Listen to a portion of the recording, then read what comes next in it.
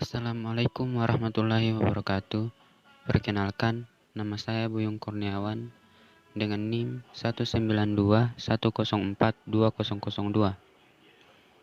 Di sini saya akan menjelaskan tentang jenis-jenis organisasi, proyek konstruksi, serta apa kelebihan dan kekurangan organisasi tersebut. Yang pertama, organisasi fungsional, yaitu proyek dimasukkan sebagai bagian dari divisi setiap fungsional dalam suatu perusahaan. David L. Olson menulis bahwa organisasi fungsional bekerja baik pada lingkungan yang stabil. Adapun kelebihan dari organisasi fungsional, yang pertama, adanya fleksibilitas yang tinggi dalam penggunaan karyawan atau staf. Yang kedua, orang-orang dengan keahlian berbeda dikelompokkan dalam suatu grup untuk berbagi pengetahuan dan pengalaman yang bermanfaat bagi pemecah masalah teknis. Yang ketiga, orang-orang dengan keahlian tertentu ditugaskan pada banyak proyek yang berbeda. Yang keempat, divisi fungsional yang bersangkutan bisa jadi basis bagi kelangsungan teknologi bila para personel keluar dari proyek. Yang kelima, divisi fungsional mempunyai jalur-jalur karir bagi mereka yang mempunyai keahlian tertentu. Adapun kekurangan dari organisasi fungsional, yaitu yang pertama, klien tidak menjadi perhatian utama dari aktivitas yang dilakukan oleh orang yang terlibat dalam proyek.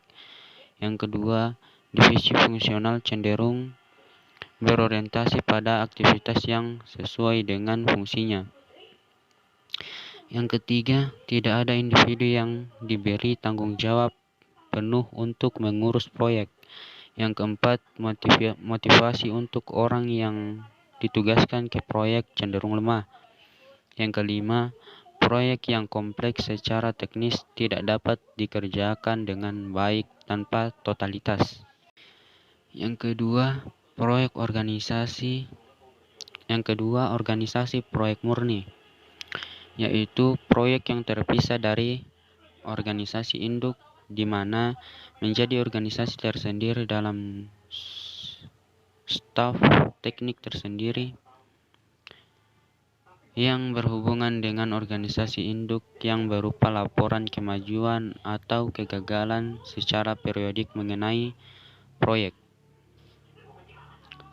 Adapun tipe organisasi proyek murni, yang pertama, proyek pusat atau project center. Proyek yang langsung berhubungan dengan organisasi induk, mengambil sumber daya dan personil yang dibutuhkan. Yang kedua, proyek tunggal atau stand-alone project. Organisasi yang baru diciptakan untuk pembuatan suatu proyek diambil dari beberapa divisi. Yang ketiga, proyek pembagian, yaitu partial project. Proyek yang dibuat untuk mengembangkan produk dari hasil produk sebelumnya. Manajer proyek bertanggung jawab atas pengawasan aktivitas yang dilakukan oleh divisi fungsional lainnya. Adapun kelebihan dari organisasi proyek murni, yaitu yang pertama, manajer proyek mempunyai wewenang penuh untuk mengelola proyek. Yang kedua, semua anggota tim proyek bertanggung jawab kepada manajer proyek. Yang ketiga, rantai komunikasi menjadi proyek, yaitu manajer proyek dengan eksekutif secara langsung. Yang keempat, proyek yang sejenis berturut-turut bisa dilakukan oleh tim yang sama. Yang kelima, pembuatan keputusan cepat karena kewenangan terpusat. Yang keenam, adanya kesatuan komando karena bertanggung jawab kepada satu atasan. Yang ketujuh, bentuk organisasi cukup simpel sehingga mudah dilaksanakan. Yang kedelapan, adanya dukungan menyeluruh terhadap proyek.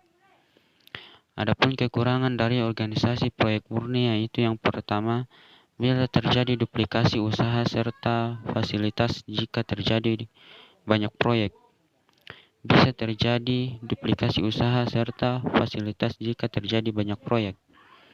Yang kedua, struktur ini sendiri menambah biaya yang cukup mahal untuk organisasi induk. Yang ketiga, ketidakkonsistenan prosedur sering terjadi. Proyek yang sudah diselesaikan menimbulkan masalah bagi tim proyeknya.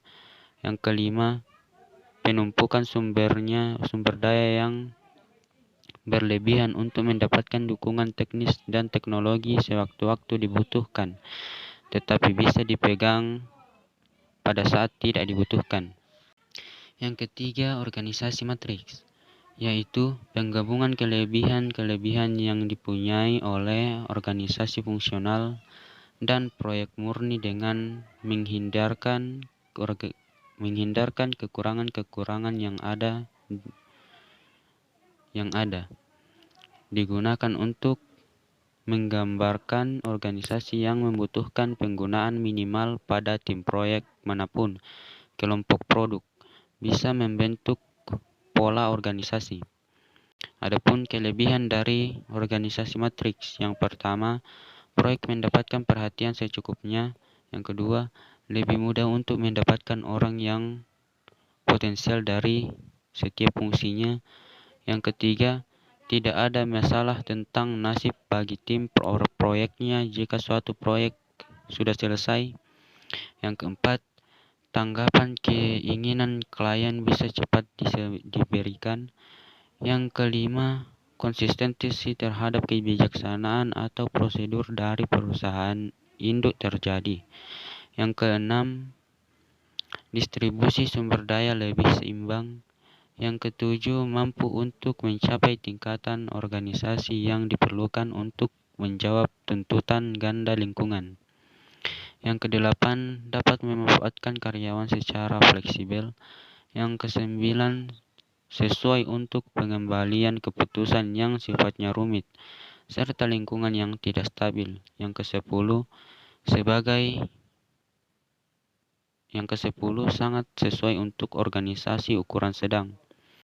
Adapun kekurangan dari organisasi matriks tersebut, yang pertama, manajemen matriks melanggar prinsip kesatuan komando.